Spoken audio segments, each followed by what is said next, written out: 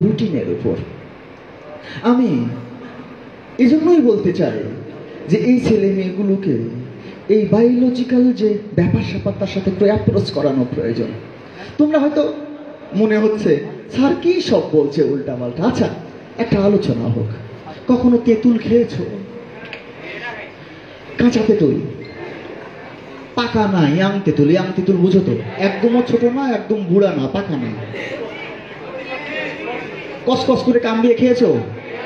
একটু লবণ দিয়ে একদম কসকস করে।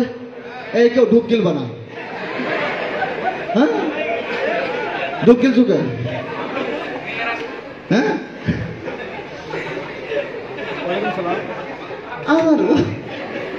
আমি তো মানুষ রে ভাই, আমার জিও ভাই বাড়ি চলে এসছে, দেখছো?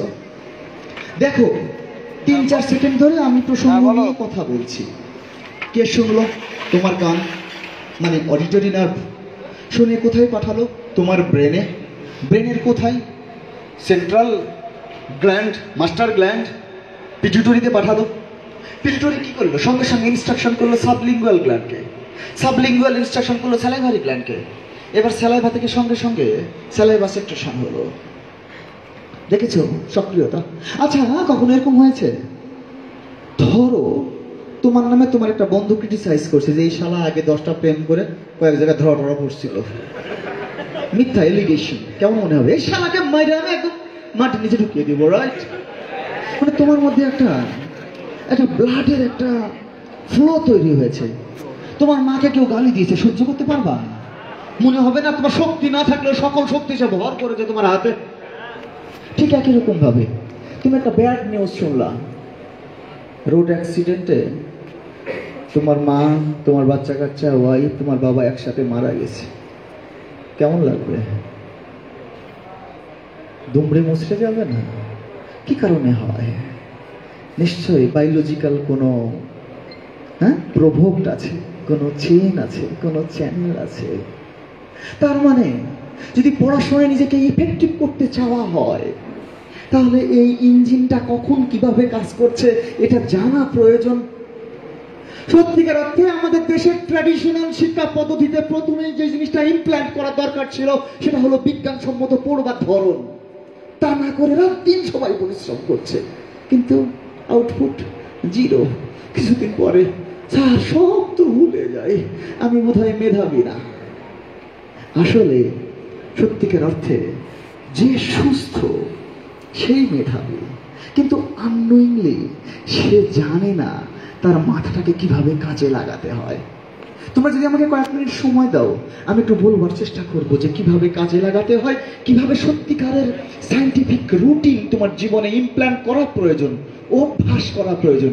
আর তুমি ট্র্যাডিশনালি কেমন আছো দেখবা রাত আর দিন পার্থক্য, এবং তোমার মনে হবে যে আমার জীবনে এই ক্লাসটা যদি আমি অনেক আগে করতে পারতাম, এটা যদি অনেক আগে শুনতাম, তাহলে আজকে আমি ইন্দাজ স্যারের কাছে হয়তো আমার আশা লাগতো না। আচ্ছা বলো তো, ধরো এটা একটা ইঞ্জিন। আচ্ছা, এটা বাদ দিলাম, এটা একটা ইঞ্জিন। এই ইঞ্জিনের কাজ হলো, আমাকে একটু পানি এনে দিস তো। এই ইঞ্জিনের কাজ হলো দিনে 1 টন ধান থেকে চাল উৎপন্ন করা 24 ঘন্টায়। এখন এই ইঞ্জিনের একটা স্পেশালিটি আছে। এই ইঞ্জিন কখনো কখনো দারুণ কাজ করে, কখনো কখনো কোনো কাজই করে না। কিন্তু তুমি জানো না, তাই সারাদিন ইঞ্জিনের সাথে লেগে থেকে ওই 1 টন চাল, মানে ধান থেকে চাল বাহির করো। এইবার তুমি জেনে ফেলেছো যে এই ইঞ্জিন ওই অমুক 2 ঘন্টা খুব হাই ভোল্টেজে কাজ করে, এবং চরম সত্য হলো ওই 2 ঘন্টাতেই 1 টন ধান থেকে চাল উৎপন্ন করা যায়। তাহলে তুমি কি করবা? নিশ্চয়ই ওই 2 ঘন্টাকে কাজে লাগাবা, আর বাকি 22 ঘন্টা চিল করবা, চা খেতে খেতে ওয়াও দারুণ বলবা, রাইট? ইঞ্জিনের পরিচর্যা করবা, সুযোগ পেলে কাউকে সাথে রোমান্টিক আলোচনায় মেতে উঠবা, রাইট? আর সারাক্ষণ বলবা শুক্রিয়া আল্লাহ, শুক্রিয়া তুমি আমাকে এত চমৎকার একটা লাইফ দিয়েছো, রাইট? এই জন্যই তো আল্লাহ সম্ভবত জ্ঞানী মানুষকে সবচেয়ে বেশি পছন্দ করে। ইভেন এইভাবে বলা হচ্ছে, আমার ধর্ম রক্ষার্থে একটা শহীদের রক্তের চাইতেও একটা বিদ্বান ব্যক্তির কলমের কালি আমি আল্লাহর কাছে অধিক শ্রেয়। সারা রাত মসজিদে বসে নফল ইবাদতের চাইতেও একটা বিদ্বান ব্যক্তির ঘুম আমি আল্লাহর কাছে অধিক শ্রেয়। বিদ্যাকে আল্লাহ এত বেশি প্রায়োরিটি দিচ্ছে, এবং উনি যে মেসেজ পাঠিয়েছেন কোরআন, হলি কোরআন স্টার্টটাই হয়েছে ইকরা, জ্ঞান অর্জন করো এবং তার সান্নিধ্যে যাও। এবং কমপক্ষে 700-এর অধিক আয়াতে উনি এক কথাটাই বলেছেন, তোমরা জ্ঞান অর্জনের সাথে যাও, কারণ আল্লাহ নিজেও জ্ঞানী মানুষকে সবচেয়ে বেশি পছন্দ করেন। একটা রেফারেন্স গল্প আছে, আমাকে আবার মাঝে মাঝে মনে করিয়ে দিও আমি কোথা থেকে কোথায় গেলাম। বিশ্বাস করো সব ভুলে যায়, আমি তোমাদের চাইতেও মূর্খ, মানে কখন যে কি করে ফেলি নিজেই জানি না। একজন পরহেজগার লোক আল্লাহকে বলতেছে, আল্লাহ এই যে আমি সারাক্ষণ 24 আওয়ার্স তোমার ইবাদত করি, শুকরিয়া করি, নামাজ রোজা, এমন কোন তোমার দেওয়া ইনস্ট্রাকশন নাই যাই ইনস্ট্রাকশন আমি পালন করি না। আল্লাহ তুমি আমাকে বড় লোক বানাও না কেন? ওই দেখো অমুকজন সারাক্ষণ ব্যস্ত থাকে, ও তো দিনে 2-1 বার তোমার নাম নেয় কিনা সন্দেহ, তুমি তাকে বড় করছো, আরো থেকে আরো বড়, আর তুমি আমাকে এরকমই রাখছো কেন? আল্লাহ বলে তুমি ডিজার্ভ করো না। আমি ডিজার্ভ করি না মানে? ও দিনের পর দিন বড় হচ্ছে, ও আমার পর্যায়ে নিয়ে এসে দেখো ও কেমনে বড় হয়। তোমার সাথে চ্যালেঞ্জ করছি, বড় হতে পারবে না। আরে ওর বাবার ছিল, দাদার ছিল, তাই বড় লোক থেকে আরো বড় লোক হয়েছে, আর তুমি আমাকে এরকম ট্র্যাডিশনালি খুব সাধারণ মানুষ রেখেছো। এখন আল্লাহ বলতেছে, আচ্ছা ঠিক আছে, তুমি যেহেতু এতই আমাকে ডাকাডাকি করো, ওই লোকটারও আমি তোমাকে ইকুয়াল করে দিলাম। দুইজনকে ইকুয়াল করে দিয়েছে, দুইজনেই এখন সাধারণ করে দেওয়ার পরে ওকে বলেছে, আচ্ছা তাহলে তোমাদের দুইজনেরই রুজি রোজগার সেম করে দিলাম, বাকিটা যে বাড়াতে পারবে বাড়াবে, যার যেটা ইচ্ছা সে সেটা করবে। দুইজনকেই জেলে বানিয়ে দেওয়া হলো এবং 2টা সিপ দেওয়া হলো। বললো এই সিপের বরাদ্দও প্রতিদিন 10টা করে ইলিশ মাছ পাবা নদীতে বসে। দুজনকে 2 প্রান্ত দিয়েছে। এখন একজন আল্লাহওয়ালা সেটা ইস পেয়ে গেছে, অন্যজন 10টা পেয়েছে। এখন যে আল্লাহওয়ালা ভাবছে আমি রোজ আমার ফিক্স সারা জীবনে একটা সিপ 10টা করে মাছ পাবো, এবার সে 2টা মাছ নিজে রান্না করে আত্মীয় স্বজন পরিজন নিয়ে খেয়েছে, বাকি 2-4টা এটা সেটা করে বিক্রি টিক্রি করে অন্যান্য যা নিট ছিল সেগুলো পূরণ করেছে। পূরণ করে সে মহা খুশি, শুকরিয়া আল্লাহ শুকরিয়া। এবার আরেকজন সে ভাবছে, আচ্ছা আল্লাহ তো রোজই একটা ছিপের জন্য 10টা মাছই বরাদ্দ রেখেছে, সুতরাং আমার তো এটা বাড়ানো প্রয়োজন। না বাড়ালে এই যে চারিপাশে অসংখ্য মানুষজন আছে, এই মানুষগুলো কি করে খাবে?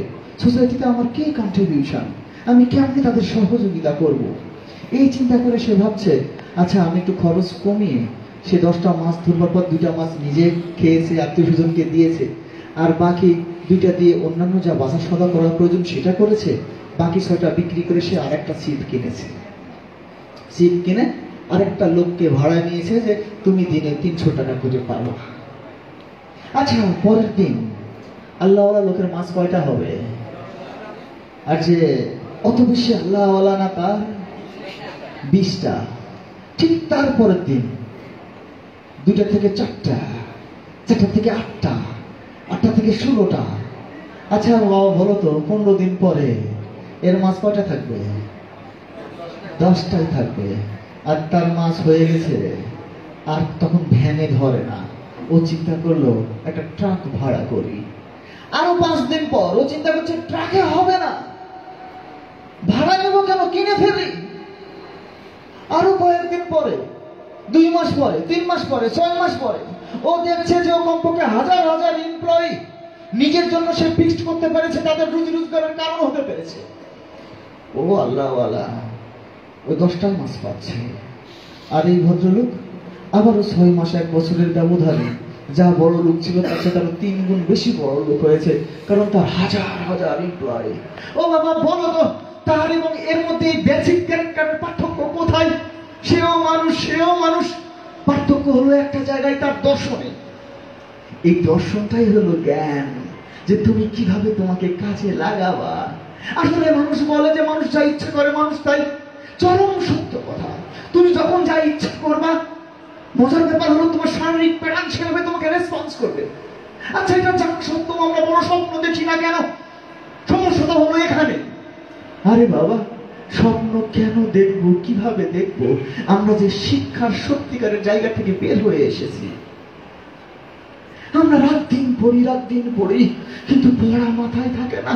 আরে আমরা তো অশিক্ষিত, কেমনে পড়লে সে পড়া মাথায় থাকবে? শরীর কিভাবে কাজ করে সেটা যদি না জানতে পারি, তাহলে কখনো আমাদের পড়া মাথায় থাকবে? আল্লাহর কি একটা বিস্ময়কর সৃষ্টি! তুমি তোমাকে রক্ষা করার জন্য এই যে কয়েক মিনিট যাবত আমরা এখানে বসে আছি, তুমি কি জানো প্রত্যেকটা মিনিটে কমপক্ষে 17 থেকে 20 বার তুমি অক্সিজেন নিচ্ছ এবং ছাড়ছ। এবং এই তোমার অক্সিজেন যে নিচ্ছ, নেওয়ার সময় তোমার নাকের ভিতরে দেখবা ছোট ছোট লোম আছে। তোমার কি মনে হয় না এই বাতাসে অনেক ব্যাকটেরিয়া, ভাইরাস, ক্ষতিকর জীবাণু আছে? সেগুলো যখন ঢুকবার চেষ্টা করছে, তখন ওই লোমগুলা ভিজা তৈলাক্ত। আল্লাহ পাকের কি কুদরতি খেলা! এমন ভাবে সাজানো আছে, বাতাস যাওয়ার সময় কোথাও না কোথাও ধাক্কা লাগবে আর জীবাণুগুলো সেখানে আটকে দেবে। তারপরেও কিছু জীবাণু যখন তোমার লাংকে প্রবেশ করতে চাইবে, ইসোফেগাসের ওখানে অনেক বড় বড় লোম আছে, ওগুলোতে ময়লা গেলে ধাক্কা খেলে স্পার্কিং করে। আমরা কি দিই? হাসি দিই, রাইট? হাসি দিই না? তুমি কি জানো এই হাসির এক একটার গতিবেগ, এই যে কিছু ঝড়টড় হলো না, আয়েলা, জরিনা, সকিনা, সিডর, মিডর, ওই ঝড়ের গতিবেগের চাইতেও বেশি যা তোমাকে প্রোটেক্ট করছে এভাবে। আচ্ছা, তুমি এই ইঞ্জিনের কি পরিচর্যা নিচ্ছ? একদম বিজ্ঞানী চিন্তা করে দেখলো, আচ্ছা যদি তাই হয়, এটা ইঞ্জিন হয়, তাহলে একটু খেয়াল করে দেখি তো যে এই ইঞ্জিন কখন ভালো কাজ করে, কখন খারাপ কাজ করে, কেমন করে রেসপন্স করে, এটা আমরা দেখব। বিশ্বাস করো, বায়োটেকনোলজির উৎকর্ষ সাধনের কারণে যেমন করে একসময় 1 বিঘা জমিতে 5 মণ ধান হতো, সেই বিঘা জমিতে এখন 30 মণ 25 মণ ধান হচ্ছে। বিজ্ঞানীরা চিন্তা করে দেখলো যে এই শরীরটা কিভাবে কাজ করে, এটা আমরা একটু বুঝতে চাই। বাবা, তোমার রুটিন আর আমার কথাগুলোর সাথে একটু মিলিয়ে দেখো তো, কেন তোমরা ভুলে যাও সেটা আমি তোমাকে প্রমাণ করবো আজকে। আমার মনে হয় আজকে তোমরা তো অনেক গান বাজনা করবা, মজা করবা, কিন্তু তোমার জেনে রাখা দরকার, তুমি ভালো কিছু করো আর না করো, তুমি যেন এই পরামর্শ তোমার সন্তানকে দিয়ে এক্সিকিউট করাতে পারো। তোমার একটা হ্যাপি ফ্যামিলি হয়, একটা স্বচ্ছ সুন্দর চমৎকার নিরিবিলি শান্ত একটা ফ্যামিলি তোমার হয়। বিশ্বাস করো, এই যে দেখো তোমার খাবার রুটিনটা কি, যদি আমি এটাই বলি, বিজ্ঞান কি বলছে, ধর্মীয় সেন্টিমেন্ট কি বলছে, দেখো আইনস্টাইনের বিখ্যাত উক্তি, religion without science is blame, science without religion is lame. তার মানে সায়েন্স এবং রিলিজিয়ন ভেরি স্মুথ এবং প্যারালাল ভাবে চলে। বিজ্ঞান বলছে কি বলি জানো, রাত্রি 8টার পরে তোমার এই গাট মাইক্রোবার কাজ করে না, মানে তোমার স্টমাকে ঠিক মতো হজম করতে পারবে না, অংশগ্রহণ করবে না, হজম হবে না। তুমি কি জানো? জানলে অবাক হবা, এক স্টমাকের ইনডাইজেশনের কারণে তোমার 40 ধরনের অসুখ হতে পারে।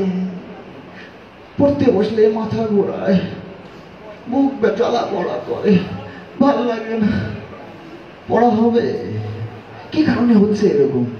তার মানে তুমি এই শরীরের প্রতি ইনজাস্টিস করছো, তাই রাইট?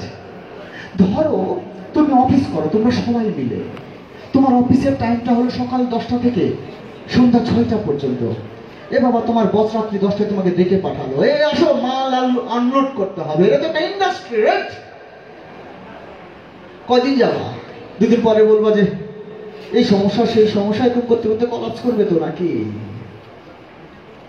সায়েন্স বলছে এই যে খাওয়া দাওয়া, রিলিজিয়ান সেন্টিমেন্ট, আগের মানুষ কিন্তু জ্ঞানী, এভাবে বলেছে, সকালে খাও রাজার মতো, মানে সবচেয়ে ভরপুর বেশি বেশি খাও, দুপুরে খাও রাজপুত্রের মতো, বেছে বেছে খাও, যতটুকু সামান্য খাও, আর রাতে খাও, মানে রাতে না, সন্ধ্যায় সন্ধ্যায় খাও রোজার মতো, পাইলে খাও না পাইলে না খাও। ও বাবা, তোমার রুটিন কি? সকালে পাইলে খাই, না পাইলে না খাই, দুপুরে বেশি করে খাই আর রাতে আরো বেশি করে খাই। ও বাবা, যদি এটা হজম করার জন্য তোমার শরীরের 40% শক্তি এখানে ইংগেজ হয় এবং তাও প্রপারলি ইংগেজ মানে কাজ না করে, তুমি ছেলে বলো তো তোমার মাথা কি ঠিক মতো কাজ করতে পারে? ও বাবা বলো তো, যখন কি বলে এটাকে হাই ওঠে তখন পড়তে ভালো লাগে? ভালো লাগে? এখন ঘুমায়। হ্যাঁ, সায়েন্স